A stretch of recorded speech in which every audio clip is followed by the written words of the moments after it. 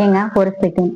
நீங்க எல்லாருமே புது புக்கு எடுத்து பார்க்கும்போது அதோட ஸ்மெல் வந்து யாரெல்லாம் வந்து மோந்து பார்த்து ரசிச்சிருக்கீங்க? புக்ஸ் ஸ்மெல் பிடிச்சவங்க யாருன்னு எனக்கு கமெண்ட்ஸ்ல சொல்லுங்க. இன்னைக்கு அதை பத்தி தான் நம்ம ஒரு தகவல் பார்க்க போறோம். புக்கு வந்து பாத்தீங்க அப்படின்னா புதுசா இருக்கும்போது அதோடைய ஸ்மெல் வந்துட்டு வித்தியாசமா இருக்கும். அதோட ஸ்மெல் வந்து எப்படி அந்த மாதிரி வருது அப்படின்னு சொன்னா, புக்ஸ் வந்து நார்மலா சாதாரணமா தயாரிக்கப்படுறது கிடையாதுங்க. அது வந்து காகிதங்கள், மை மற்றும் பசை கொண்டு தயாரிக்கப்படுதுங்க. இது மூணுமே சேர்றதுனால அதுல வந்து சில வேதி துகள்கள் வந்து வெளியாகுதுங்க. இந்த வேதி துகள்கள்ல இருந்து வரக்கூடிய வாசம் தான் நமக்கு அந்த புக்குக்கான புது ஸ்மெல் வந்து வருதுங்க. ஸோ புக்ல இருந்து வரக்கூடிய புது ஸ்மெல்லு அது புக்குக்கானது மட்டும் கிடையாது.